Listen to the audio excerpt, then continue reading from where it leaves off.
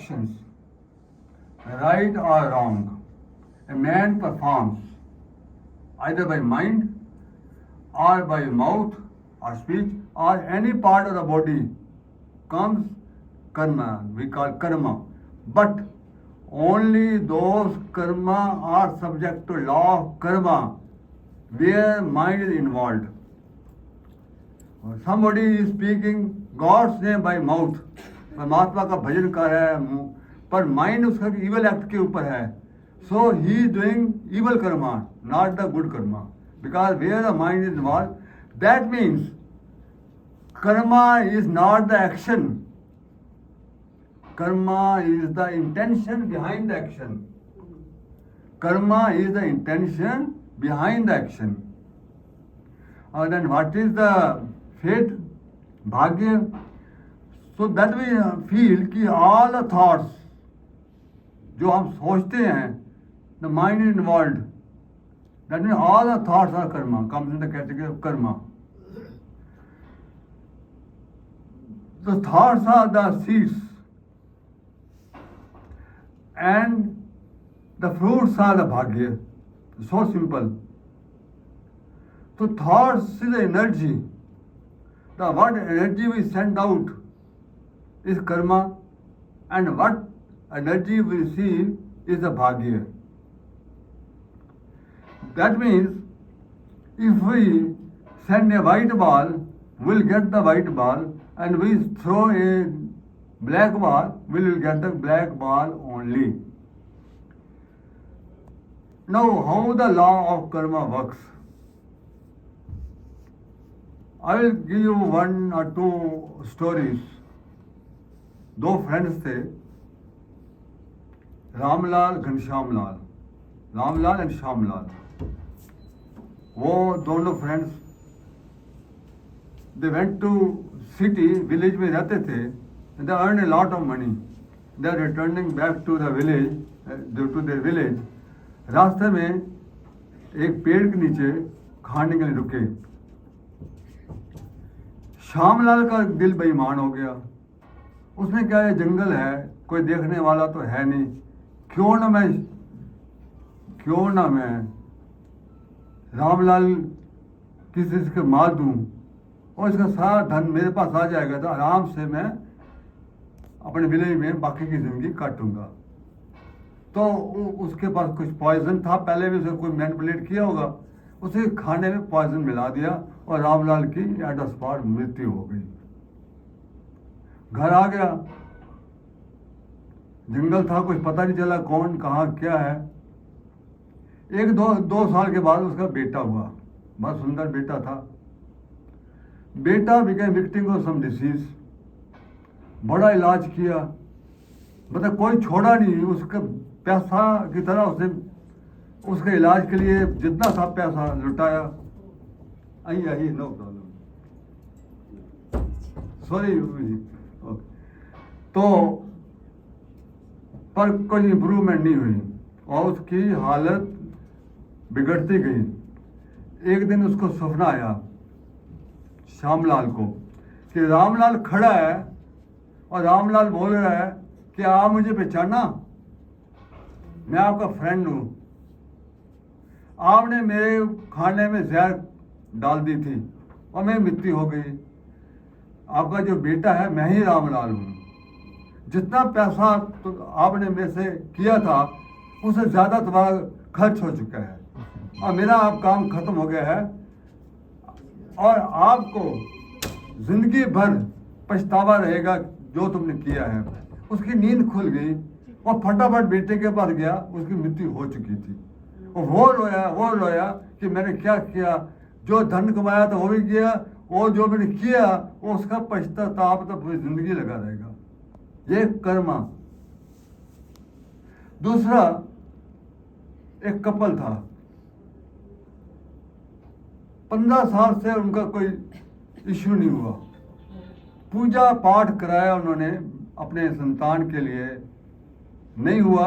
एक साधु मिले, उन्होंने कहा तुम्हारा जल्दी संतान हो जाएगी, डोंट वरी.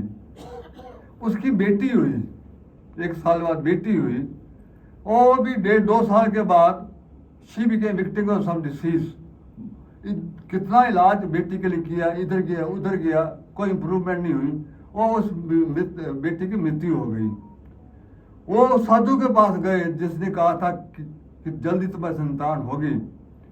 साधु ने कहा कि आपने जो आशीर्वाद दिया था उसका तो कोई फल नहीं निकला। उसने कहा मुझे एक दिन दो, कल आना, I will try to find reason. वो रात को मेडिटेशन में बैठा और उसको नेक्स्ट डे जब कपल उसको मिलने गया तो कहने लगा कि पिछले जन्म में इस बेटी जो तुम्हारी हुई है तुम उनके मामा मामी थे। और उसके हस्बैंड की तरफ इशारा बोला कि तुम्हारी बहन ने अपनी लड़की तुमको सौंपी और तुमने उसका क्या हाल किया। तुम्हारी मामी ने इतना दुख दिए उसको, तड़ पाती थी उसको, मेड सर्वेंट का काम के बाद भी खाना नहीं देती थी, दिनों दिनों भूखी रहती थी। और जो तुम आज भुगत रहे हो उसी का फल है। तो ये कर्म जो करते हैं हम, आप मत सोचिए कि जो हमने कर दिया इसको आपको भुगतना पड़ेगा इस जन्म में या अगले जन्म में। अपना कर्मों से कोई नहीं भोग सकता। अब हु रेगुलेट्स आवर कर्मा, कौन है जो हमारे कर्मों को रेगुलेट करता है? कौन बैठा हुआ है? उसे ये किया तो ये करेंगे, ये किया वो किया। तो हम इंडियन मैथोलॉजी में हमने सुन रखा है कि जब आदमी मरता है तो यमराज के पास जाता है तो यमराज चित्रगुप्त है उसका असिस्टेंट, उसको बोलता है भाई इसका बही खाता निकालो, क्या पुण्य है क्या पाप है, तो उसके हिसाब से उसका भाग्य अगला जन्म उसको देता है। मैं आप सबसे पूछता हूँ, एक दिन में 60,000 एवरेज आपके थॉट्स आते हैं, 60,000। कोई आदमी है कोई एक दिन में किसी का भाग्य लिख सकता हो? 60,000 का लिखना इट इज इम्पॉसिबल। और वही उसी आदमी के 80 ईयर्स 90 ईयर्स लिखना, और नॉट एक आदमी के 800 करोड़ आदमियों के भाग लिखना, वो भी नहीं पशु पक्षियों की अलग। इट इज पॉसिबल कि ये चित्रगुप्त एक आदमी है और वही खाता लिखता रहता है वो एंड में यमराज को बोलता है कि क्या भाई खा लो। It's not possible. तो फिर क्या फैक्ट है? चित्रगुप्त का नाम तो आया है आपके इंडियन मिथोलॉजी में। चित्रगुप्त के मैंने साउथ में टेंपल देखे हैं, लोग वहाँ पूजा करते हैं चित्रगुप्त की कि जो हमारे पाप किए हैं उसको पुण्य में बदल दो। पर चित्रगुप्त कौन है? तो उसका मैंने एक आर्टिकल लिखा वह कि एक्चुअली होता क्या है। वो टाइम्स ऑफ इंडिया में आया था कि चित्रगुप्त कौन है, कैसे नाम पड़ा इसका। Our mind works at 2 levels, एक है इनर माइंड, एक है आउटर माइंड। आउटर माइंड को बोलते हैं जो हम सब करते हैं चेतन, या इसको बोलते हैं कॉन्शियस माइंड। जो इनर माइंड है उसको बोलते हैं सब कॉन्शियस माइंड। और सब कॉन्शियस माइंड के अंदर chitta is a part of our subconscious mind. तो जो हम कर्म करते हैं वो आउटर माइंड में करते हैं, कॉन्शियस माइंड या चेतन करते हैं। उसके जो भी हम करते हैं उसका जितने इम्प्रेशंस हैं वो चित्ता के डीप लेयर में, हिडन एरिया में, गुप्त एरिया में अंकित होते रहते हैं चित्ता के हिडन गुप्त मार्ग में। तो चित्त गुप्त बन गया ना, चित्त के गुप्त मार्ग में चित्त गुप्त हो गया चित्रगुप्ता। चित्रगुप्ता तो यहाँ से आया था ना। हमारे ऋषि मुनियों ने ये कहा कि जो हम कर्म करते हैं चित्तों में अंकित होते हैं, हमारे चित्त में अंकित होते हैं उसके डीप लेयर्स में, और चित्त गुप्त बन गया। आपने चित्रगुप्त का नाम दे दिया कि वो बैठा वहाँ आपका हिसाब किताब कर रहा है। तो वहाँ एक कंप्यूटर है, एक कंप्यूटर हमारे अंदर है, और मैंने उसको लिखा our inner mind is the most sophisticated super computer. इस hard drive contains an elaborate library of different files and folders having highly complex data and a video collection of our present life as well as previous births. The self-regulated mechanism of the eternal consciousness force keeps a continuous micro-record of our deeds in a subtle form as mental inscription in its secret register. उस computer में आपके सारे deed लिखे जाते हैं automatic, जो आप सोचते हो इमीडिएटली वहाँ उसका रिकॉर्ड हो जाता है, उसका आउटपुट भी निकल आता है। बट कोई आदमी तो होना चाहिए ना उस कंप्यूटर को ऑपरेट करने के लिए, जो हम भी कंप्यूटर के लिए कोई तो ऑपरेट करता है। तो God has entrusted this crucial responsibility to our inner mind as divine judge who punishes and rewards our karma. हमारे अंदर उसका नाम ही चित्रगुप्त दे दिया है। तो चित्रगुप्त एक आदमी नहीं है, चित्रगुप्त हर एक के अंदर है एज ए डिवाइन जज। हमारे इनर माइंड में चित्रगुप्त है, इन एवरीबॉडी। वही उस कंप्यूटर का हिसाब किताब करता है। A man, what is the difference between this divine judge and our outer judge? क्या डिफरेंस है? अंदर वाले जज और आउटर वाले जज में क्या डिफरेंस है? A man may escape punishment by suppressing the facts or the bad deeds through his outer mind, but the inner mind he cannot escape the punishment from the unbiased judge of the highest integrity, that is the projection or absolute truth. अंदर वाला divine जो को सारा पता है क्या हो रहा है। The inner mind being a direct and transparent witness to all the physical and mental activities of a person is fully aware of the intention, his motive and the degree of involvement. तीन चीजें हम अंदर वाला जज देखता है, वो पूरा साक्षी है। जैसे आउटर जज ने दो चोर थे, दोनों चोरी की, आउटर वाले जज ने दोनों को 5 साल की सजा दी है, एक जैसी। पर इनर वाला जज वो देखेगा कि जो एक थीफ है उसकी मजबूरी थी, उसकी माँ बीमार है, उसका दवाई में पैसे नहीं है, उसको मजबूरी में चोरी करनी पड़ेगी और दूसरों को ड्रग्स के लिए चोरी कर रहा है, कि दोनों की सजा एक हो ही नहीं सकती। He sees the motive and intention. और एक आदमी है, $10,000 उसने चैरिटी में दे दिए, $10,000। लोगों ने उसकी वाह वाह किया, सेठ साहब ने इतना कर दिया, क्योंकि इलेक्शंस थे, उसने अपनी फेम के लिए, अपनी इलेक्शन के लिए उसने दे दिया। और एक पुअर डोनर है, एक गरीब आदमी है, उसने किसी को देखा, उसके बाद खाने को नहीं था, आधी रोटी उसको पकड़ा दी, आप भूखा रह गया, उसको 10 सेंट्स दिए, 10 सेंट्स। तो चित्रगुप्त जो अंदर वाला है वो 10 सेंट्स को ज़्यादा महत्व देगा, उसको वो $10,000 को नहीं देगा। That is difference between inner जज एंड आउटर जज। यह काफ़ी लंबा चौड़ा है, क्योंकि टाइम नहीं है, तो उसको आप पढ़ लीजिएगा। क्रिएट पूरे टाइम्स ऑफ इंडिया में आया हुआ है और इसके इंटरनेशनल मैगजीन में भी छपा हुआ है, काफ़ी लंबा है। और इसमें एंड में ये लिखा है कि आदमी जब मरता है उसका एक ब्लूप्रिंट निकालता है चित्रगुप्ता, और उसको भेजता है जहाँ उसे भेजना होता है। उसकी फ्रिक्वेंसी और माँ जिसके अंदर से जाना है, दोनों की फ्रिक्वेंसी मिलती है। और फिर आउटर, जहाँ जैसे आपका गाड़ी में मैप लगा होता है, तो ऊपर भी मैप है, उस मैप से एक सोल दूसरी जगह जाती है। तो ये पढ़ लीजिए, बहुत इंटरेस्टिंग है। अब मैं आगे बढ़ता हूँ इसको कि कर्मा कितने टाइप के होते हैं। टाइप एक कर्मा होता है क्रियामणा कर्मा, इमीडिएट, उसका इमीडिएट फल। आपने पॉइजन खाया, मृत्यु हो गई, सुसाइड किया, मृत्यु हो गई। ऐसे ही अच्छे कर्मों की भी सजा इमीडिएटली मिलती है। एक इंसिडेंट जो मेरे साथ हुआ है, वो मैंने हिंदुस्तान टाइम में डाला था, पावर ऑफ काइंडनेस। वो भी एक आर्टिकल है, पर उसको बहुत लंबा आर्टिकल है, पर मैं उसका एक छोटा सा इंसिडेंट लिखा है। इसको भी मैं अपने अवेकनिंग में डाल दूंगा, जो मेरे ग्रुप है।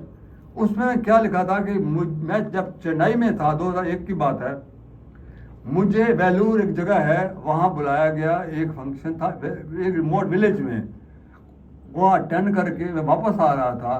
तो मेरा ड्राइवर जो है, बस वो वो रास्ता भूल गया, पगडंडियाँ होती हैं। अब हाँ, यहाँ मैप तो तब होते थे, 2001 में मैप तो होते नहीं थे जो आजकल मैप पर सुविधा है।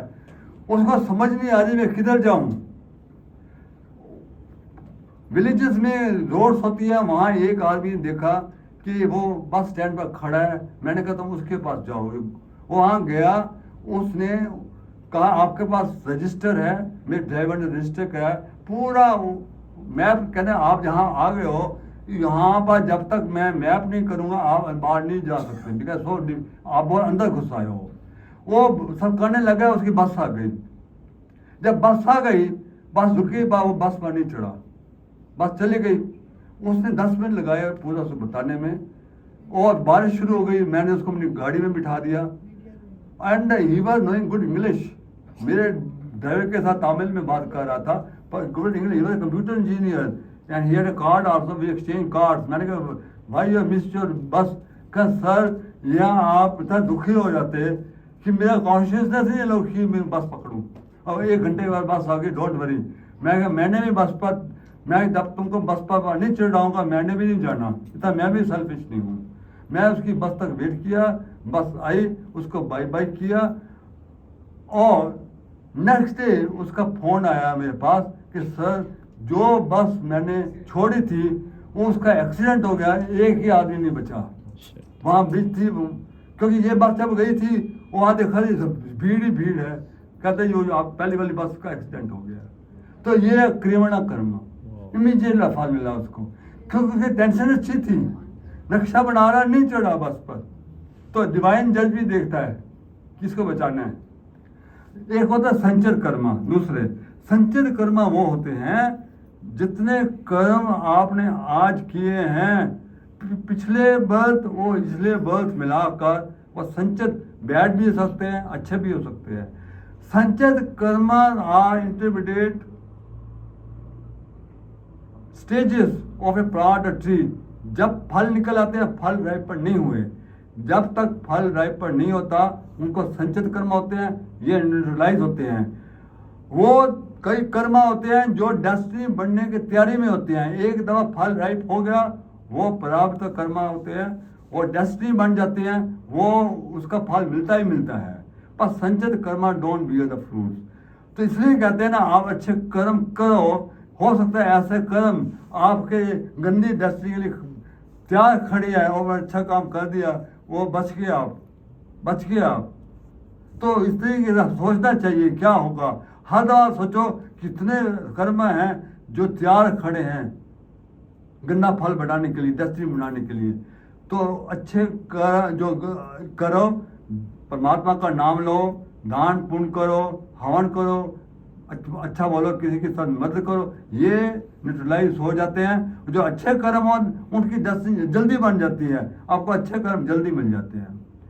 तो तर्कस में तीर जो होता है वो संचित कर्म है। एक दफा आपने चला दिया वो तीर का फल होगा ही होगा, वो एक्सप्लोड होगा ही होगा। तो वो होते हैं डेस्टिनी प्राप्त कर्मा। तो प्राप्त कर्मा डेस्टिनी जो बन जाती है, तो क्या हम उसका मुकाबला कर सकते हैं?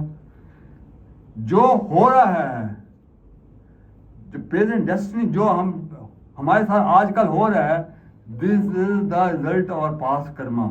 All the situations where we are because the past karma, and how we handle the past karma with the free will और self effort, that is the destiny.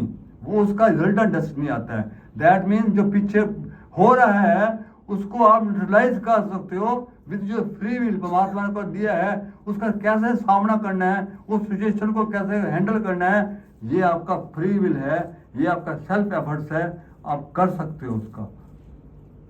पर क्या सेल्फ एफर्ट्स हर दफा काम करता है? Does the self effort every time आपकी situation का सामना करने में मदद करता है? तो एक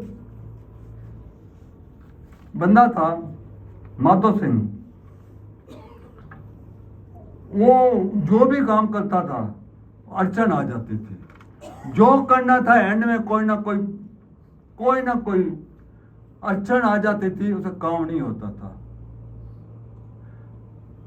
वो पंतों के पास गया, कहता मैं अंगारों पर चलने को तैयार हूँ, इतना मैं कर सकता हूँ सेल्फ एफर्ट्स, पर मेरे काम नहीं बिगड़ जो करता हूँ बिगड़ जाते हैं, जो बिगड़ता है एंड में हो जाता है, इंटरव्यू होती है एंड में कोई ना कोई बंदा आ जाता है, वो तो मेरे काम को खत्म वो खराब कर देता है। तो पंडितों ने कहा कि आपके ग्रह में शनि देवता बैठे हैं, तो शनि देवता ही आपको खराब करते हैं, इनकी पूजा करो।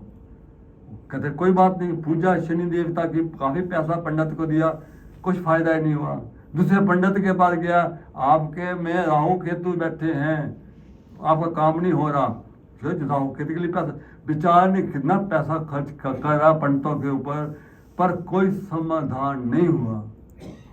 फिर एक साधु, एक मुनिवर थे, वो मिले, सर मेरा कुछ करिए, मेरा कोई काम नहीं होता, मैं क्या करूं? कहता तुम बताओ तुम्हारे काम बिगड़ते कैसे हैं, क्या होता है तुम्हारे साथ? और सारी उसने बातें बताई कि जब मैं इस पकड़ता हूँ, उस आदमी ने, वो घनश्याम दास की तो मैं देखूंगा, उसने मेरा काम खराब किया, उसने किया, blaming blaming blaming, criticising, ill will, यही बोलता गया, उसने मेरे साथ न किया, पर महात्मा कोई भी नहीं है, शनि देवता में सत्यानाश किया हुआ है। मतलब स्टोरियों के स्टोरी बताता गया, दुखों के दुख बताता गया।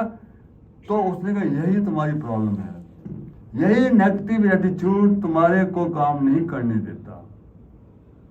एक आदमी ब्लेम करता है, क्रिटिसाइज करता है, दूसरों में फॉल्ट निकालता है, दीज आर इकोस, दे कम, वापस आते हैं विद लाउड, आपके अंदर विष घोलते हैं, and you will they will attract the misfortunes.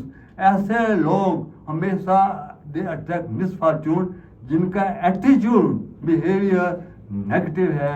और दो का जो अच्छा, जो पॉजिटिव एटीट्यूड का होता है, वो परमात्मा का शुक्रिया करता है, जो मिलता है उसका धन्यवाद करता है, दूसरे मदद करता है, हंसता है, खेलता है, दूसरे के साथ शेयर करता है।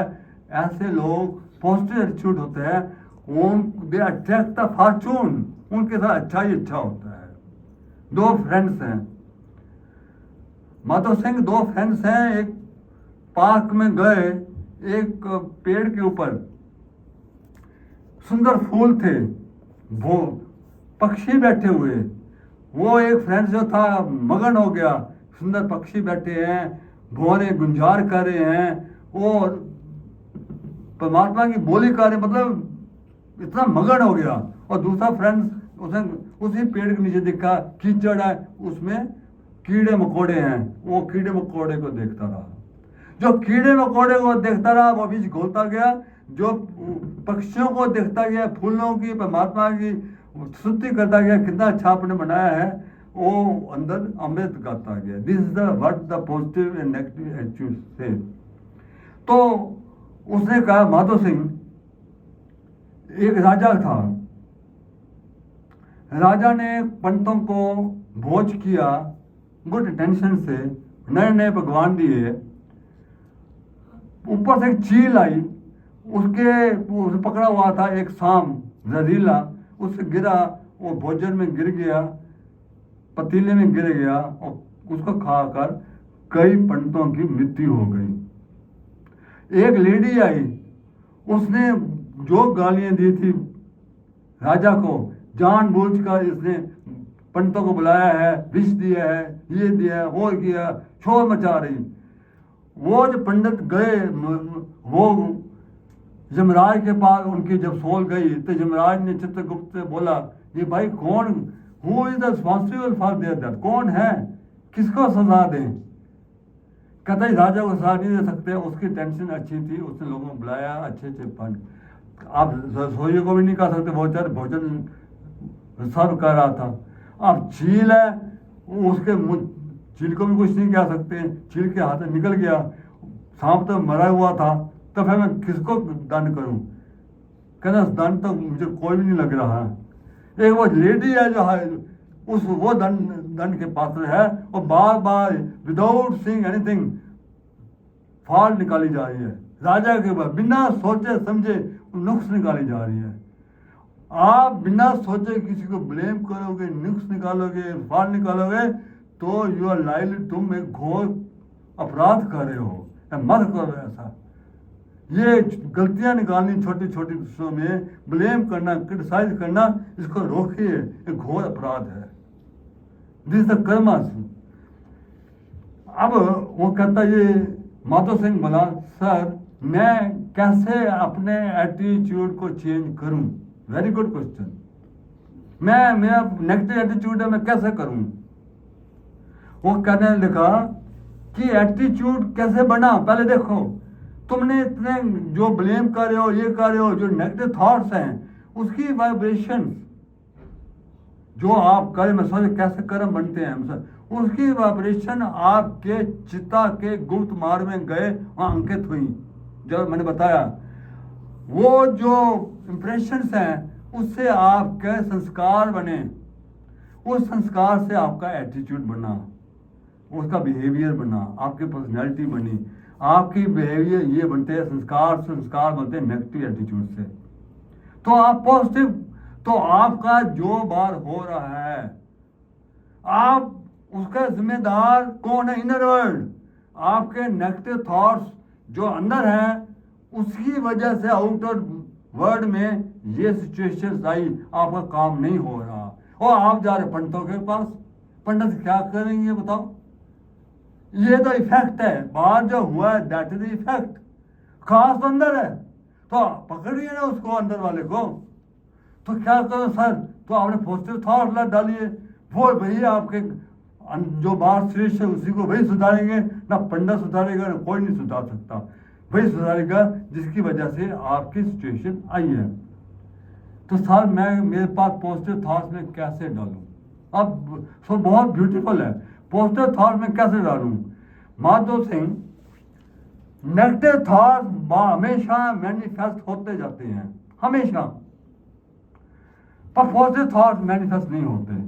आप सोचिए, जो आप वरी करते हो, गुस्सा करते हो, ये आपके सबकॉन्शियस माइंड में मैनिफेस्ट होते जाते हैं और आप ऐसे बनते जाते हो, वैसे बनते जाते हो। आपके सारे जो कर्म भाग्य है वो बनते जाते हैं, क्योंकि नेगेटिव थॉट पर पॉजिटिव थॉट्स नहीं डाल सकते।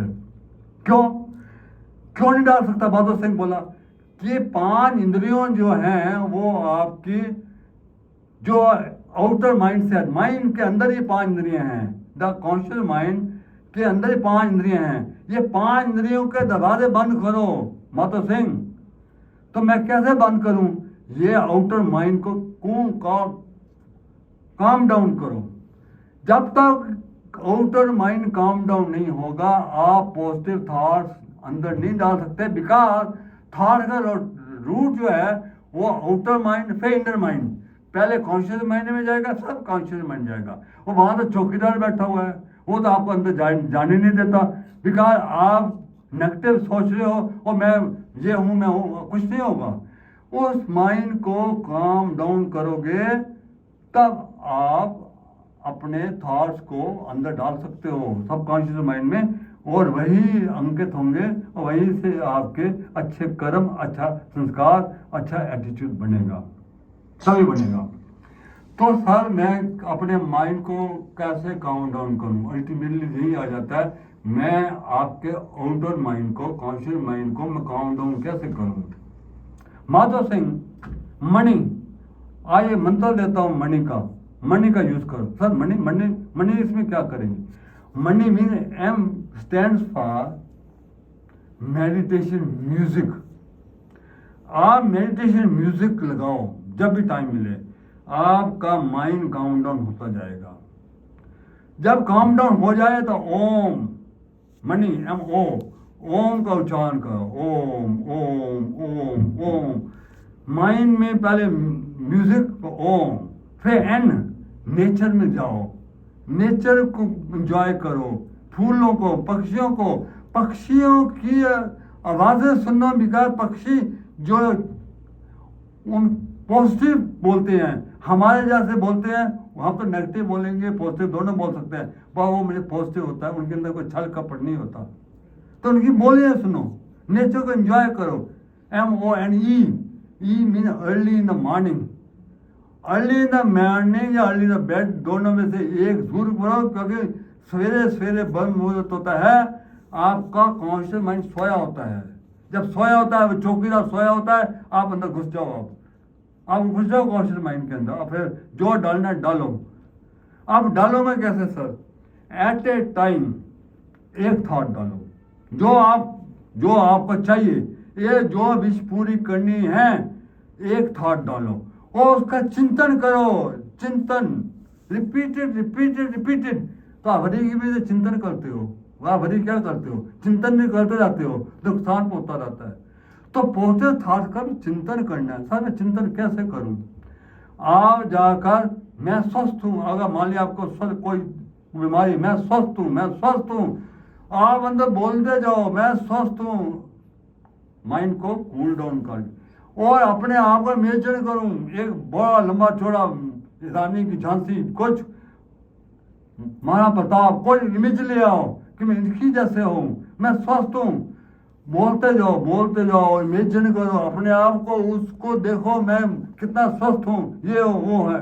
और आपका कोई टारगेट अचीव करना है तो उसको करो, मेरा टारगेट अचीव हो गया है, मेरा बॉस मुझे शाबाश दे रहा है। ये डिफरेंट जो भी मैनिफेस्ट करना है उसका चिंतन करो, रिपीटेड करो। और जब आप डालते हो तो दो चीजों का ध्यान करो, एक मन में श्रद्धा, एक परमात्मा में विश्वास होना चाहिए कि ये मैं ठीक होकर ही रहूंगा। ये आपका सबकॉन्शियस माइंड सॉइल है, इसमें जो डालते हो वही हो जाता है। ये कर्मों के बीज यही होते हैं और यही फसल होती है। आप सॉइल बीज डालने के लिए उसको फर्टाइल तो करना पड़ेगा ना। तो आपका जो विश्वास है, आपकी श्रद्धा है, परमात्मा की तरफ लगन है, वही फर्टाइल है। बहुत जल्दी मैनिफेस्ट होगा और जल्दी आपको कर्म का साथ मिलेगा।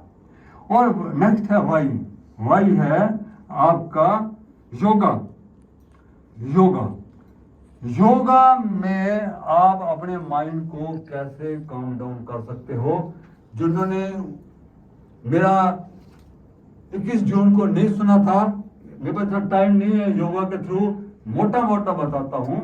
योगा में अष्टांग योगा है, अष्टांग योगा पतंजलि का है। आठवां जो है वो समाधि में जाने के लिए आप मन को शांत करना है और आपका विचार इधर उधर नहीं जाने चाहिए। इसके लिए फर्स्ट 2 स्टेप्स है यम एंड नियम। ये पतंजलि के 8 स्टेप्स हैं।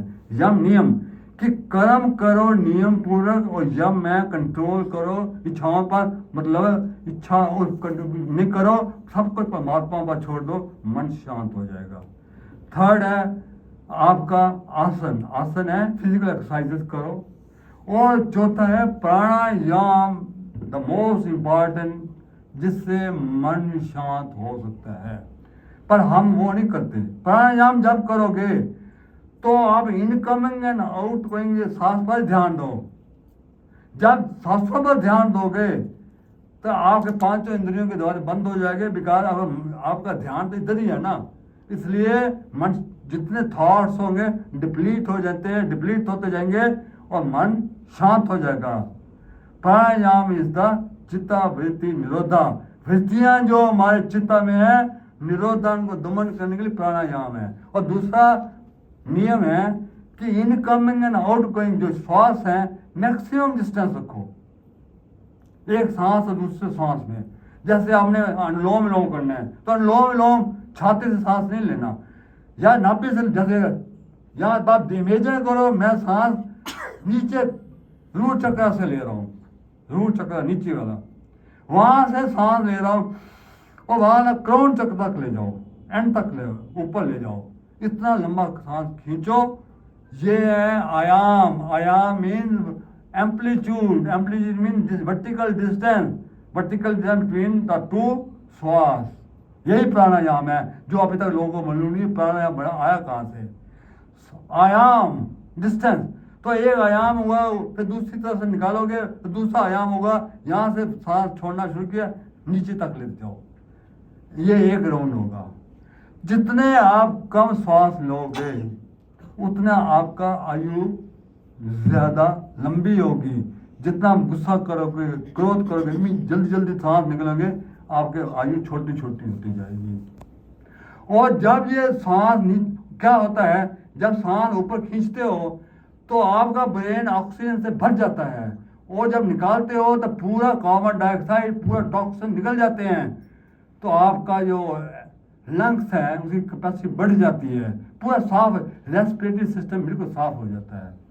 और सबसे इम्पॉर्टेंट है कि यहाँ से स्टार्ट किया, रूट चक्र से स्टार्ट किया और एंड वहीं छोड़ा आपने, तो ये ईदा है या पिंगला है, ये नेगेटिव या पॉजिटिव है, ये आज तक नहीं मिली आपस में। या ये सांस चलता है या ये सांस चलता है, 1 घंटे बाद फिर रिवर्स होता है। पर आप इस तरीके से करो जैसे मैं बता रहा हूँ, यहाँ मिल जाएंगी। जहाँ मिल जाएंगी तो नेगेटिव पॉजिटिव जब मिल जाता है तो क्या हो जाता है, सब दुनिया नेगेटिव पॉजिटिव से बनी है, इतनी ऊर्जा निकलती है। और सुषुम्ना नाड़ी के अंदर से होती है, वो अंदर से वो सेंटर में है नाड़ी, सुषुम्ना नाड़ी, वो आपके स्वाइन से होती हुई 7 चक्रों को चलाते चलाते करोड़ चक्र जाएगी, और आपका पूरी जिंदगी भर जाएगी खुशियों से। और सुषुम्ना मतलब है कि मन शांत पूरी तरह हो जाएगा। अब मैं ज़्यादा टाइम ना लेता हुआ, अब मैं आता हूँ आपका समर्पण क्या है। हमारे समर्पण एक है 66 श्लोक गीता का, सर्वमान धर्म तज्य मामम एकम शरणं व्रज आम त्वाम सर्व पापे व्यो मोक्षामि मां शुज। सर्व, अब इसका लिटरली मीनिंग है सारे धर्मों को, धर्म मतलब ड्यूटियों को छोड़कर मेरी शरण में आ जा, मैं तुमको सारे पापों से मुक्त करूंगा, दुखी मत हो। अब लोगों ने इसको श्लोक को इतना बुरे ढंग से लिया है।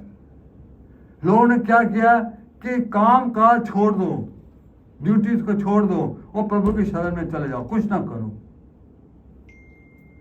उन्होंने कहा कि सबको ये प्री डिटरमिन्ड है, सबको ये तो किस्मत, तो क्यों काम करूं, उसकी मस्जिद की बता पत्ता भी नहीं हिल सकता हूं। फिर श्लोक ले आते हैं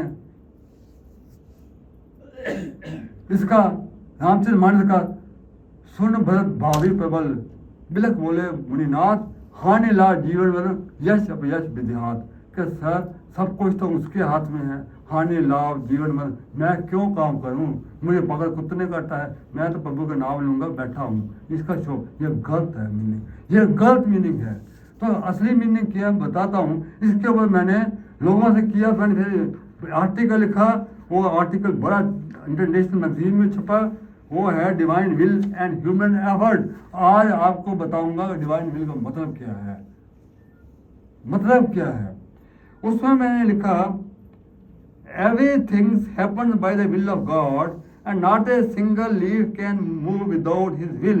As firm believers, regretfully, this faith inspires fatalism in many. The notion is if everything is predetermined, why bother, why put any effort? मैं क्यों करूं, उसकी पता नहीं हो सकता, मैं क्यों करूं। उसका जवाब मैं देता हूं। मतलब क्या है कि उसकी मस्जिद में पत्ता, मतलब क्या है इसका।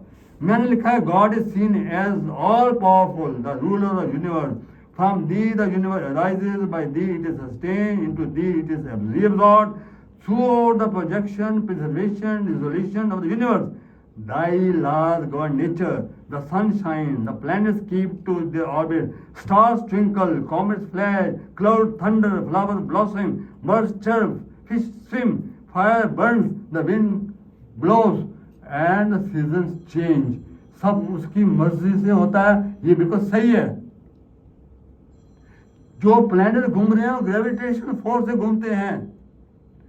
ये विंड ब्लो कैसे होती है, विंड ब्लो होती है जब गर्मियां हो जाती हैं, तो आपका जो अर्थ है गर्म हो जाती है, तो वहां की हवा हल्की हो जाती है, डेंसिटी कम हो जाती है, तो हल्की डेंसिटी कम हो जाती है, दिस इज लॉ।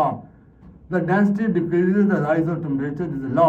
तो ऊपर जाएगी, जब ऊपर जाएगी तो आसपास वाली जो है हवाएं, उसका वैक्यूम हो जाता है, तो वैक्यूम करने के लिए इधर की हवा आएंगी, तो there is movement the air, movement of air means the wind blows and the जो पत्ता हिल गया तो पत्ता तो ऐसा ही हिलेगा ना, वो थोड़ा सा पता उससे होता है। तो आप जानो मतलब क्या है, आप जान नहीं पा रहे कि बोलने का मतलब क्या है।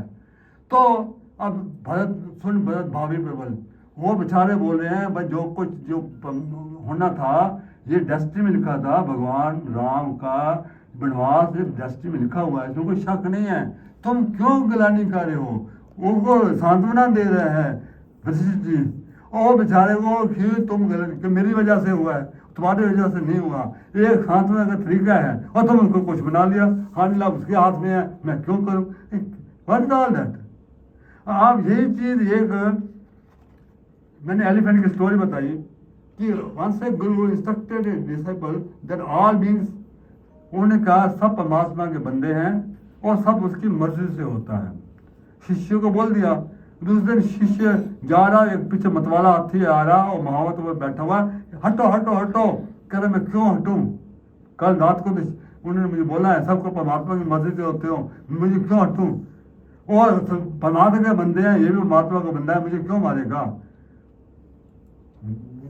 हाथी आया, उसको सूंड से लपेटा, उठा कर मारा, दूसरा हड्डियां पत्तियां एक हो गई इसकी। एक भाई ने तुमने क्यों किया, क्यों नहीं हटा, क्या गुरु जी ने ऐसा बोला है। अरे गुरु जी ने ये भी तो बोला था कि सब आदमी के बंदे हैं, पर महावत तो आदमी का बंदा है, परमात्मा का बंदा है, वो बोल रहा हट जाओ, तो उसकी बात तुमने मानी नहीं। विल का मतलब क्या है, विल का मतलब है कि अपना परमात्मा ने फ्री विल दी है, जो आ रहा है उसको तो तुम उसको इस्तेमाल नहीं करते। मैं क्या लिखा, बहुत इंटरेस्टिंग है, God has blessed us the intellect and free will to which to choose right and wrong. If you believe that we need not do anything and everything is predetermined, it will be an erroneous attitude which will prevent people from accepting responsibility. Nothing can be attained without effort.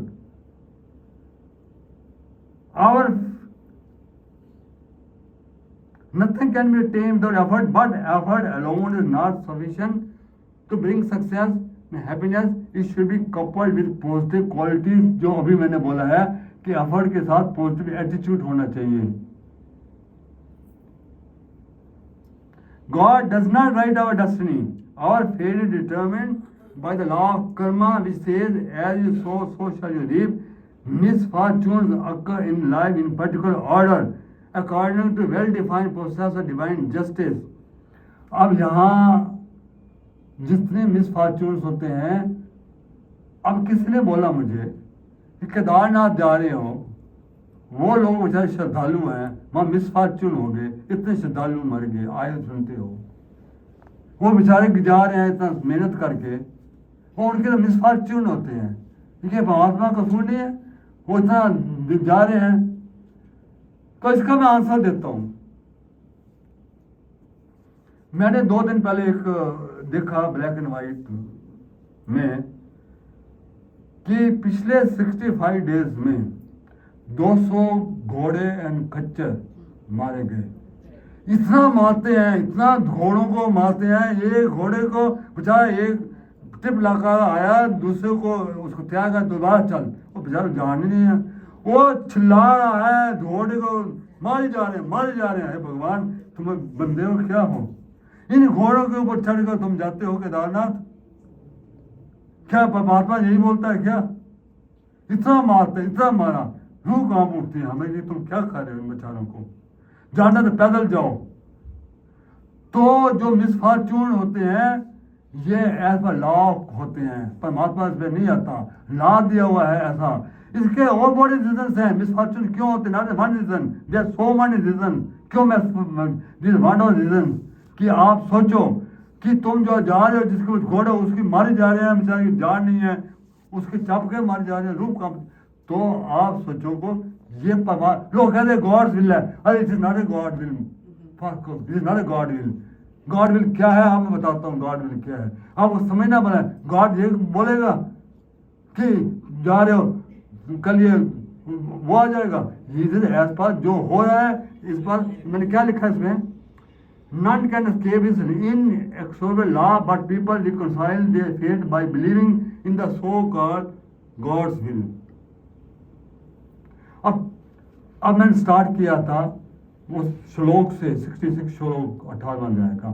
इसका मतलब है कि कर्म करो, इनके फल को त्यागो। कर्म को थोड़ा त्याग देना है। वो भगवान कृष्ण बोल रहे हैं कि आप अपने कर्मों को करो, इनको फल को त्यागो, इन्हीं कर्मों को भी त्याग दो और मेरी शरण में आ जाओ। ये तो मैंने नहीं बोला। Abandonment of all duties mean abandonment of fruits of action, not the action. आपने एक्शन भी छोड़कर बैठ के परमात्मा के भजन करने लगे। You will have to efforts. परमात्मा के लिए काम करो। परमात्मा के लिए काम बताता था और कि परमात्मा के लिए काम करो मतलब क्या? एक आदमी अच्छे कर्म करता है उसको अच्छे काम मिलता है फल। एक आदमी अच्छे कर्म करता है परमात्मा को दे देता है। What is difference? कौन सा ज़्यादा अच्छा है? एक कर्म अच्छे करता है और परमात्मा को अर्पण नहीं करता, और एक आदमी अच्छा कर्म करता है परमात्मा को अर्पण करता है। परमात्मा कहता है यत करोषि यत अहिनासी यत योषि यत ददासी यत प्रयासी तत् मत अर्पण करूँ मैं।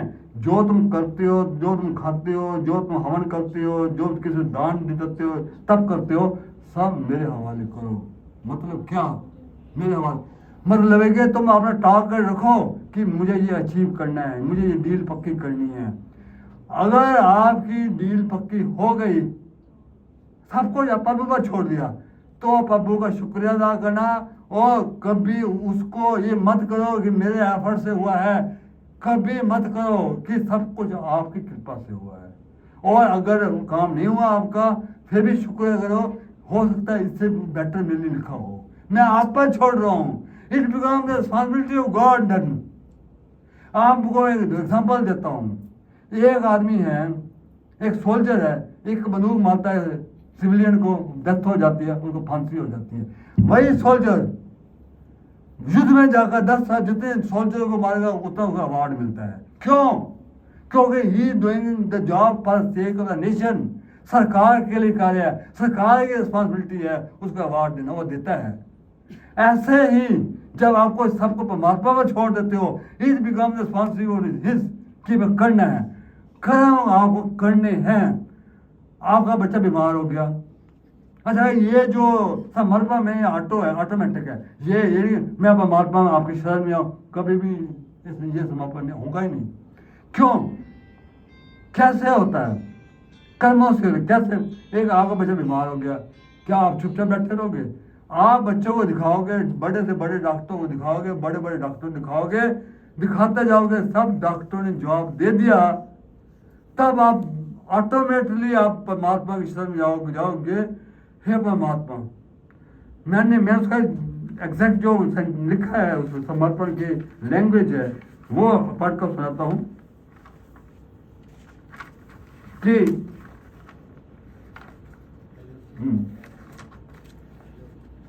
Oh Lord, I am completely exhausted. I have tried my best but failed. I realize I can do nothing without you. Do whatever you like. हे परमात्मा, मेरा बच्चा बैठा है, तुम्हारे हवाले करता हूँ, जो करना आप करो। इंडिविजुअल विल तुम्हारी खत्म हो गई, जो इंडिविजुअल विल थी वो खत्म हो गई। जब आपकी इंडिविजुअल विल खत्म हो जाती है, सब कुछ उसको सौंप देते हो, हे परमात्मा, वही गॉड विल है। जब गॉड विल हो जाते हैं, देन हिज ग्रेस फ्लोस, तब उसका ग्रेस आता है, वो आपके बच्चे को बचा लेगा। जैसे द्रौपदी थी, द्रौपदी ने हमको तब तक कृष्ण भगवान नहीं आए जब तक दूसरों से मदद मांगती रही। हब से वो कहा मेरे पांडव बचा लेंगे, फिर द्रोणाचार्य बचा लेगा, भीष्म पितामह बचा लेगा, किसी ने नहीं बचाया। अब उसका जो ईगो खत्म हो गई है, वो समझता आप कुछ बिका। ईगो जब तक नलिफाई नहीं होगा, आप समर्पण में नहीं जा सकते। जब आप ये कि आप ये ऊपर वाले रह गए, मैंने पूरी एफर्ट्स डाल ली है, बेचारे कितने डाले, एफर्ट्स डालो तो इस तब डिवाइन फ्लो होता है। तो इसने क्या लिखा? ऑडिटर ने 2 लाइनों में, ये पूरे का पूरे का 2 लाइनों में लिखा समर्प का मीनिंग क्या है, मैं पढ़कर सुनाता हूँ। ये उसका लिखा हुआ, मैंने नहीं लिखा हुआ। Suresh Khungar wonders, if God's will is the fruition of our own efforts on the path of self surrender. जिस तो आपके एफर्ट्स का ही तरीका, उसका विल तब भाई आपने एफर्ट्स डाले, फिर एफर्ट्स डाल कर ही आपका ईगो खत्म भाई, उसके सरेंडर में गए। This the God will, not that God will, जो मैं बात कर रहा हूँ। और एंड में एक बताता हूँ कि जो बच्चों को लोग जिनके पास टाइम नहीं है परमात्मा के पास बात करने का, वो परमात्मा को पा सकते हैं। एक ब्यूटीफुल श्लोक है गीता 56 श्लोक, वो कहता है सब कुछ मेरे अर्पण कर दो, अपना टारगेट रखो, मेरा ये टारगेट है तो आप मेरे हवाले कर दो। तो कहते हैं स्वकर्मापि सदा कुर्बानो, सारे कर्मों को करते हुए भी मेरा नाम नहीं लेना, सारे कर्मों को अपी होता कर्ण का भी मत आशय, मेरे हवाले जो कर देता है, मेरे हवाले स्पुर्द करते हैं वो आदमी मत पसादात, पसादात है ना ग्रेस, मेरे प्रसाद से शावता अयम, उसके सारे कार्य पूरे हो जाते हैं और एंड में पदम अवनति, ऊंचे पदों को प्राप्त होता है। Thank you very much.